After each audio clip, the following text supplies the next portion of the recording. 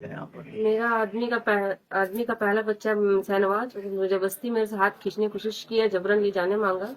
हम जाना नहीं चाहते थे, जबरदस्ती मेरे को यहाँ से ले जाने की कोशिश किया गया। तो कौन ले जाना चाहते थे? उसका बड़ा बेटा शहनवाज है। तो आपका ही बच्चा था?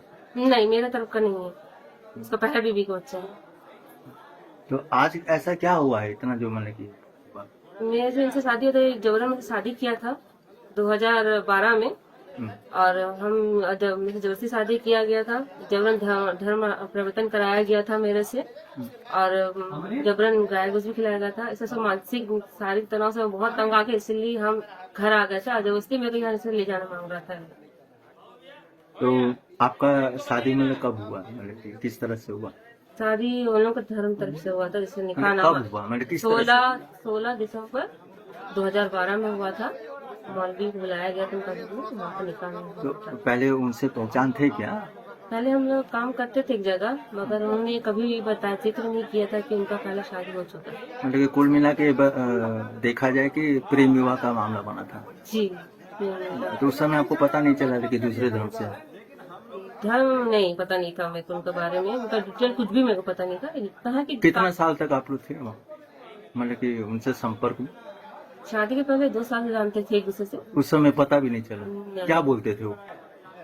बोलते थे मुझसे प्यार करते थे, शादी करेंगे। नहीं नहीं, मतलब कि किसी धर्म का मामला या जैसे जिस तरह से होता है, मतलब आपको जानकारी 2 साल तक नहीं हो पाया, मतलब किस तरह से नहीं हुआ, मतलब कि नॉर्मल देखते? से आते थे, बात करते थे, हम जानने की कोशिश भी की, हमको बताया नहीं। तो 2 साल में तो कई पूजा पाठ सब होता है, उनका भी धार्मिक मामला तो बनता सब है। नहीं आते थे, मिलते नहीं थे, मुलाकात नहीं होती थी, बात घुमा दिया करते थे।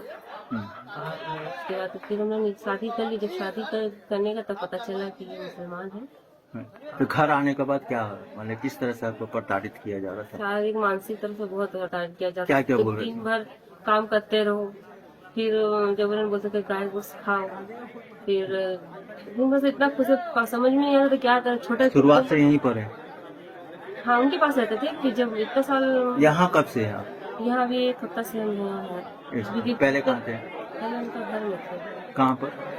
उनका घर यहाँ पर जेपी स्कूल के पीछे है, कालू बागान वहाँ।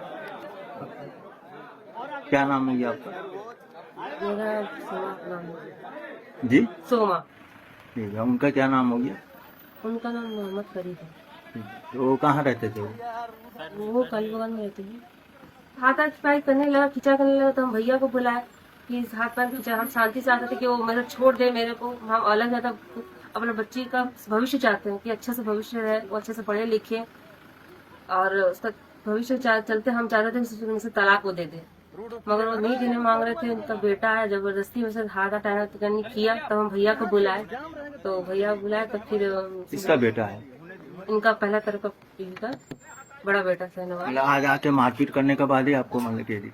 हाँ, हम चाहते थे कि चुपचाप से मेरे को तलाक दे दे। करीब 10 बजे के आस 10:30 पौने 11 के आसपास जो है वो सूचना मिली कि दो पति पत्नी को लेकर के वो दोनों इंटर कास्ट मैरिज किए हैं, जिसको लेकर के हो हंगामा हो रहा है।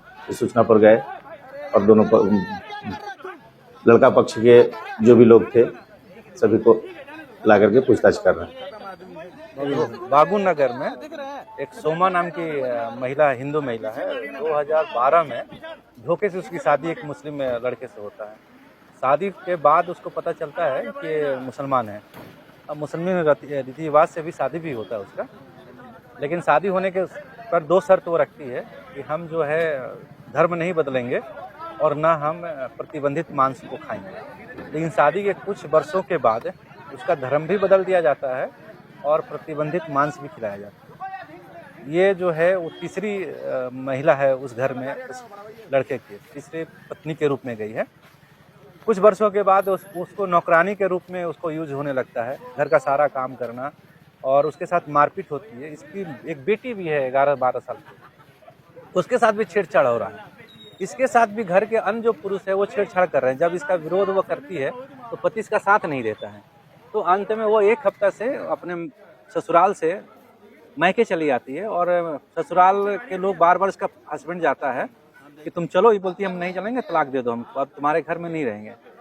आज जबरन जो है इसका पति की जो माँ है और इसके पति के पहले पत्नी का बेटा गया और बोला चलो, और ये जब इनकार की तो वो जो लड़का है जो रिश्ते में इसका बेटा लगेगा, ये जबरन उसका हाथ पकड़ के खींच के ले जा रहा था।